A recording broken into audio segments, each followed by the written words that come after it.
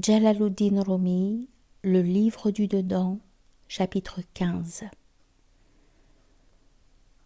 Dans l'homme existe un amour, une douleur, une inquiétude, un appel, de sorte que s'il possédait les 100 000 univers, il ne pourrait trouver le calme et le repos. Les gens exercent tous les métiers, tous les commerces, et procèdent à toutes sortes d'études, médecine, astronomie, etc. Mais ils ne peuvent trouver le repos car leur but n'est pas atteint. On appelle le bien-aimé repos de l'âme. Et comment pourrait-on trouver quiétude et repos ailleurs qu'en lui? Tous les plaisirs et toutes les fins sont telles une échelle. Chaque degré de l'échelle n'est pas un lieu de repos, mais un passage. Heureux celui qui se réveille tôt afin de raccourcir le long chemin sans perdre sa vie à trébucher sur les degrés. Quelqu'un demanda : les Mongols ravissent nos biens et parfois ils nous en donnent. C'est une chose bizarre. Quel est donc votre avis concernant cette affaire ? Le maître répondit : tout ce que les Mongols arrachent par la force ressemble à ce qui entre dans la main et le trésor de Dieu. De même, quand tu remplis une cruche ou une jarre dans la mer et que tu l'en retires, cette eau devient ta propriété. Tant que l'eau demeure dans cette jarre ou cette cruche, personne ne peut en disposer. Si quelqu'un enlève le contenu de cette jarre sans ta permission, il le prend sans y avoir droit. Dès que l'eau est reversée dans la mer, elle n'est plus ta propriété et devient licite pour autrui. Notre bien est illicite pour eux, mais leur bien est licite pour nous. Pas de monachisme en islam. La société est une miséricorde. Mohammed alayhi salatu wassalam fournissait d'inlassables efforts pour affermir la communauté, car les âmes réunies s'avèrent beaucoup plus efficaces que celles qui vivent dans l'isolement et la solitude. On a construit les mosquées pour que les habitants du quartier s'y rassemblent et que les bienfaits et la miséricorde s'accroissent. Les maisons isolées sont destinées à la séparation et servent à cacher nos défauts. C'est là leur utilité. On a fondé la mosquée cathédrale afin que tous les habitants de la cité s'y rassemblent. Et on a imposé comme obligation le pèlerinage à la Mecque pour que la plupart des habitants du monde, des différentes villes et contrées, s'y rassemblent. Quelqu'un dit : au début, les Mongols sont venus dans ce pays sans habits et nus. Ils avaient pour monture des bœufs et leurs armes étaient en bois. À présent, ils sont fortunés et rassasiés. Ils ont des chevaux arabes, les plus beaux possibles, et toutes les belles armes se trouvent chez eux. Le maître dit : au temps où ils étaient faibles, brisés et sans force, Dieu leur porta secours et exauça leurs vœux. Mais à présent qu'ils sont rassasiés et forts, Dieu le Très-Haut fait qu'ils soient exterminés par de faibles créatures, afin qu'ils sachent que c'était seulement grâce à la providence de Dieu et à son secours qu'ils ont pu capturer le monde entier, et non pas leur propre force. Au début, les Mongols étaient dans le désert, loin des gens, pauvres, indigents, nus et nécessiteux, sauf une partie d'entre eux qui étaient venus faire du commerce dans le pays de Khwazmasha. Ils faisaient du troc, ils achetaient du kerbaz, de la cotonnade, pour leur habillement, mais Khwazmasha les en a empêchés et ordonna de tuer leurs commerçants, tandis qu'il exigeait d'eux un tribut tout en interdisant leurs négociants. Les Tartares sont allés implorer leur roi, se plaignant d'être exterminés. Celui-ci leur demanda seulement 10 jours de délai. Il alla au fond d'une caverne et demeura 10 jours à jeun, tout en s'imposant l'humilité et les prosternations. Il entendit du Dieu Très-Haut une voix. « J'ai accepté tes supplications. Pars. Partout où tu iras, tu seras vainqueur. » Ainsi, dès qu'ils sont partis, ils sont devenus vainqueurs sur l'ordre de Dieu et ont conquis le monde entier. Quelqu'un dit : Les Tartares aussi croient à la résurrection et disent eux aussi qu'il y aura un jugement. Le maître dit « Ils mentent. Ils veulent participer à la foi des musulmans. Nous aussi nous savons et nous croyons, disent-ils. » On demanda au chameau « D'où viens-tu » Il répondit « Du bain. » On lui répliqua « Cela se voit après ton talon. » S'ils affirment croire au jour de la résurrection, quel en est l'indice et le signe ? Ces péchés, ces maux, ces tyrannies sont à l'image de la glace et de la neige qui s'est amassée couche sur couche. Lorsque le soleil de la repentance et de la résipiscence surgit, accompagné des nouvelles de l'au-delà et de la crainte de Dieu, les neiges du péché commencent à fondre. Si un glaçon ou un amas de neige disait « J'ai vu le soleil et le soleil d'été a brillé sur moi », et que pourtant il demeura glaçon et neige, aucun être raisonnable ne le croirait. Il est impossible que le soleil d'été projette ses rayons sans fondre neige et glace. Le Dieu très haut, tout en promettant que la rétribution du bien et du mal aurait lieu au jour du jugement, en fait cependant parvenir l'échantillon ici-bas, à chaque instant et à chaque moment. Si l'homme découvre la joie dans son cœur, c'est qu'il a été récompensé pour avoir rendu quelqu'un joyeux. S'il est triste, c'est qu'il a rendu triste quelqu'un. Ces récompenses sont des présents de l'autre monde et des signes du jour de la rétribution, afin que nous comprenions avec si peu ce qui est immense. Ainsi, nous montons d'un grand entrepôt une petite poignée de blé. Muhammad alayhi salatu wassalam, malgré sa majesté et sa grandeur, eut une nuit mal à la main. Il reçut une révélation. Cette douleur était due à celle qui ravagea la main de Abbas qui fut capturé et attaché par la main à d'autres captifs. Bien qu'on eût agi sur ordre de Dieu, la punition ne manqua pas d'arriver. Afin que tu saches que tous les malaises, toutes les obscurités, toutes les dépressions qui t'adviennent sont le fruit amer du péché et de la peine que tu as causé, bien que tu ne te souviennes pas en détail du mal que tu as fait par négligence ou ignorance, ou à cause d'un mauvais compagnon sans foi qui a minimisé les péchés à tes yeux, de sorte que tu ne les as plus considérés comme péchés. Songe à la récompense. Quel est le degré de ton épanouissement et quel est le degré de ta dépression ? Certes, la dépression est la punition du péché et l'épanouissement est la récompense de la soumission envers Dieu.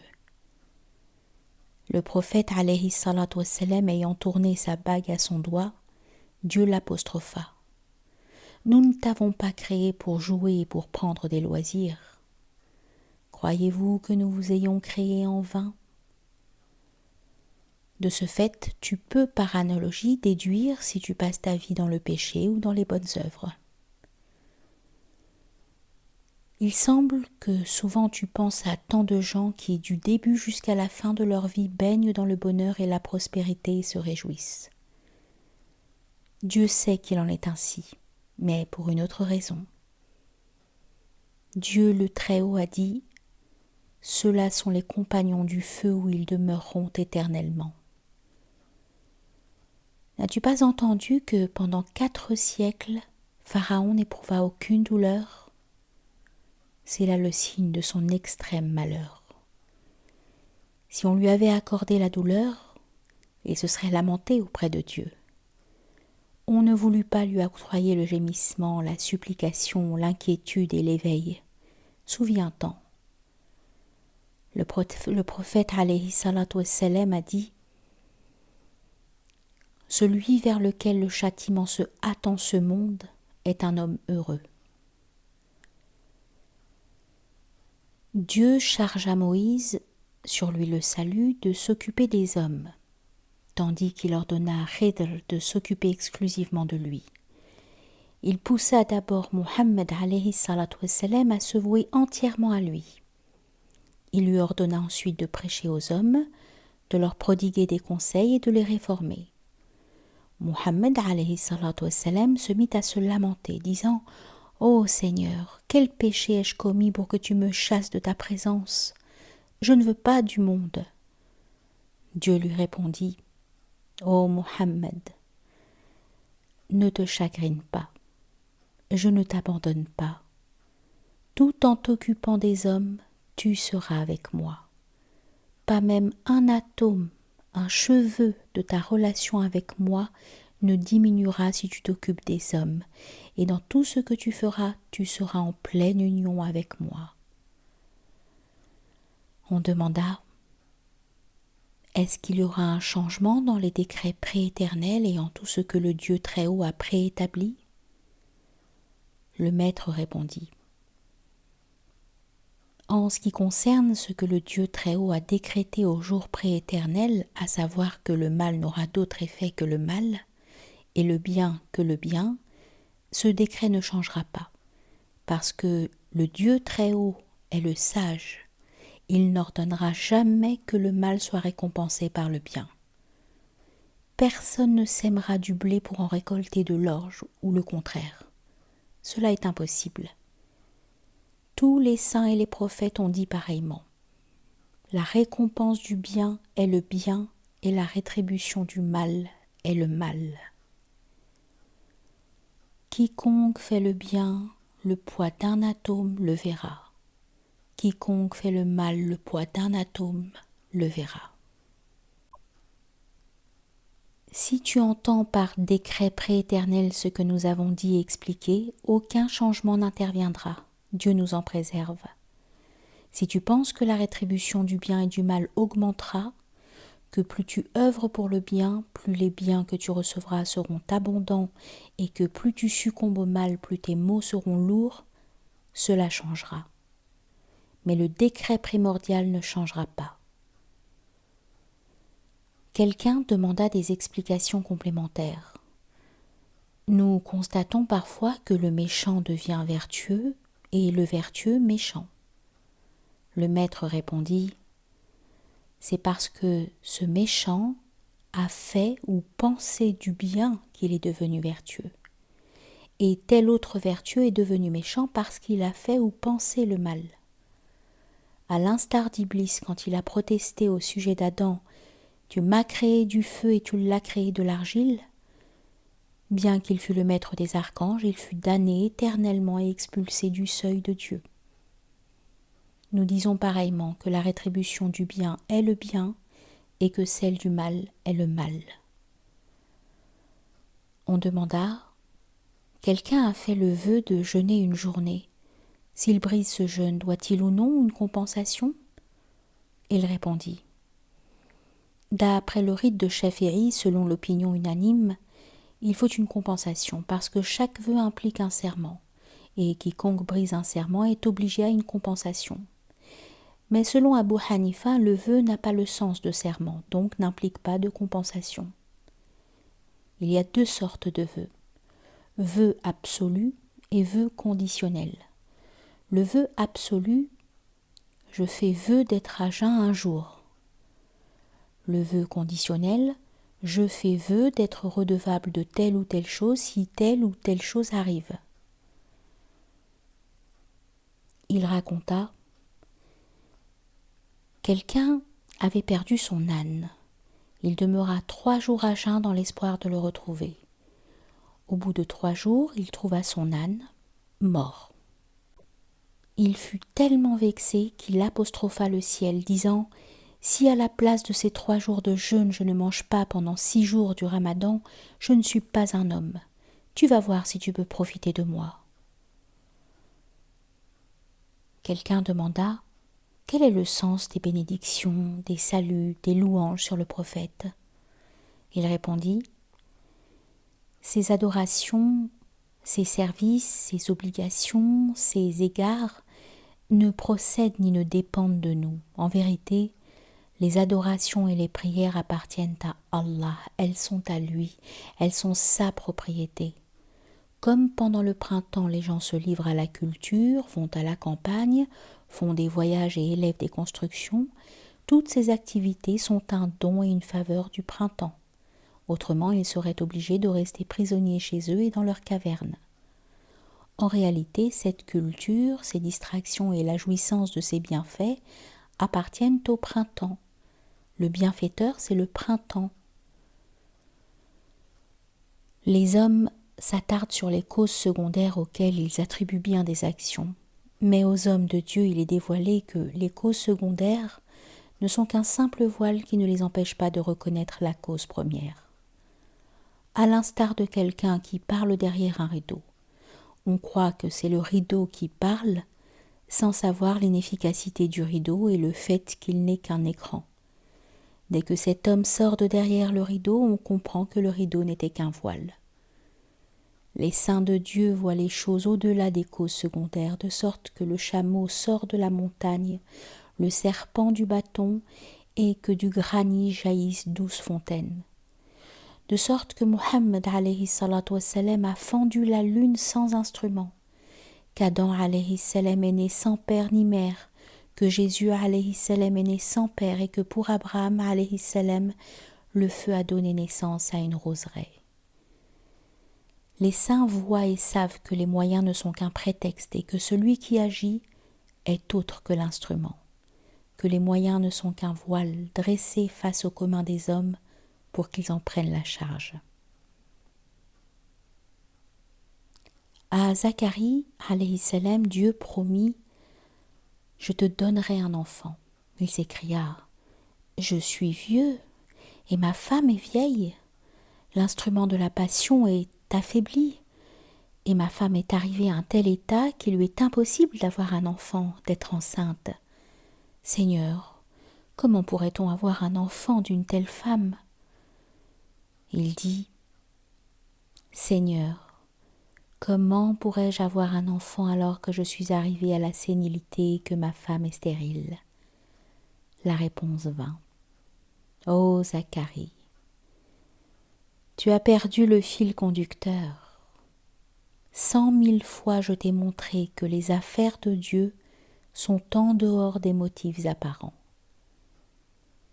Tu l'as de nouveau oublié.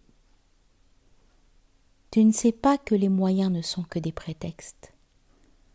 Moi, en cet instant, sous tes yeux, je suis capable de te donner 100 000 enfants, sans femme, sans grossesse. Si je fais un geste dans le monde, une nouvelle génération va paraître, arrivée à l'âge de la puberté, sage et parfaite. N'est-ce pas moi qui t'ai créé dans le monde des âmes, sans père ni mère? T'ai accordé des bienfaits et des grâces prédestinées avant que tu ne sois né. Pourquoi as-tu oublié? L'état des prophètes et des hommes de Dieu ainsi que du commun des mortels, les bons et les mauvais selon leur rang et leur essence, est comme celui des esclaves amenés des pays des impies au pays des musulmans. On les vend. Certains ont 5 ans, d'autres 10 ans, d'autres 15 ans. Celui qui a été amené en bas âge, quand il a été éduqué pendant de nombreuses années chez les musulmans et qu'il a vieilli, oublie entièrement le pays où il est né. Toute trace s'y perd en lui. S'il est un peu plus âgé, il en conserve quelques souvenirs. Lorsqu'il est sensiblement plus âgé, il en est davantage marqué. Pareillement, les âmes ont été dans la présence de Dieu. « Ne suis-je pas votre Seigneur ?» Ils répondirent « Oui ». Leur nourriture et leur force étaient la parole divine sans lettres et sans son. Transportées dans le monde au moment de l'enfance, elles ne se souviennent pas de leur état antérieur quand elles entendent la parole divine. Elles s'en sentent étrangères. C'est là la description de ceux qui sont voilés et engloutis dans l'impiété et l'égarement. Il y a aussi ceux qui se souviennent à peine de cette première parole. En eux, l'ardeur et l'élan vers ce côté-là surgissent. Ceux-là sont des croyants. Et il y a des hommes chez qui surgit l'état d'âme primordial à l'écoute de la parole divine. Les voiles s'écartent et ils se trouvent dans l'union. Ce sont là les prophètes et les saints. Nous recommandons à nos amis, lorsque les beautés du monde du sens apparaissent dans leur fort intérieur et que les mystères sont dévoilés, prenez garde, n'en parlez pas aux étrangers et ne leur expliquez pas. Ce discours que vous entendez de nous, ne le dites pas à n'importe qui. N'accordez pas la sagesse aux gens qui n'en sont pas dignes, autrement vous la lésez, et ne soyez pas avare de la dire à ceux qui en sont dignes, autrement vous lésez ces gens-là. Si tu as une beauté ou une aimée et qu'elle se retire chez toi disant « Ne me montre à personne parce que je t'appartiens », est-il convenable que tu la fasses tourner au milieu du bazar en disant à tout le monde « Venez regarder cette beauté ». Cette conduite lui plairait-elle ? Elle irait chez eux et elle serait en colère contre toi. Dieu le Très-Haut a rendu illicite ces discours à ces gens-là, à l'instar des habitants de l'enfer qui crient aux habitants du paradis. Où donc sont enfin votre générosité et votre charité ? De tant de dons et de libéralité que Dieu vous a accordés, faites-nous l'aumône et la faveur. Pourquoi n'en déversez-nous pas sur nous une toute petite portion ? Et pour la terre, il y a une part de la coupe des hommes généreux. Parce que nous brûlons dans ce feu et nous fondons de tant de fruits et d'eau limpide du paradis, pourquoi ne déversez-vous pas sur nous une partie ? Et les compagnons du feu appellent les compagnons du paradis. Déversez sur nous de l'eau, de tout ce que Dieu vous a octroyé. Ils répondent, Dieu les a rendus illicites aux impies. Les compagnons du paradis répondent, Dieu vous les a défendus. La semence de ses bienfaits a existé dans la vie d'ici-bas, mais comme vous ne l'avez ni semée ni cultivée, avec votre foi, votre sincérité et les œuvres pies, que pouvez-vous en récolter ici ? Si par générosité nous vous accordions quelques dons, comme Dieu l'a défendu, certes il vous brûlerait le gosier et ne glisserait pas dans votre gorge. Si vous le mettiez dans un sac, le sac se déchirerait et tout tomberait. Un groupe d'hypocrites et de gens hostiles vint chez Mustapha alayhi salam, où l'on était en train d'expliquer les mystères et de se livrer aux louanges du prophète alayhi salatu wassalam. Le prophète alayhi salatu wassalam dit de façon allusive à ses compagnons « Couvrez votre récipient », c'est-à-dire mettez un couvercle sur vos cruches, vos coupes, vos chaudrons, vos jarres, parce qu'il y a des petits animaux impurs et venimeux. Prenez garde qu'ils ne tombent pas dans vos récipients et que par erreur ou par ignorance vous buviez de l'eau qui vous serait nuisible. En ces termes, il recommandait de cacher la sagesse aux profanes en se taisant devant eux, parce qu'ils sont des souris indignes de cette sagesse et de ce bienfait. Le maître dit « Cet émir qui est sorti de chez nous, bien qu'il n'ait pas compris notre discours en détail, savait pourtant dans l'ensemble que nous l'invitions à la vérité. Nous considérons sa supplication et les signes d'acquiescement qu'il nous adressait, son affection et son amour, comme de la compréhension.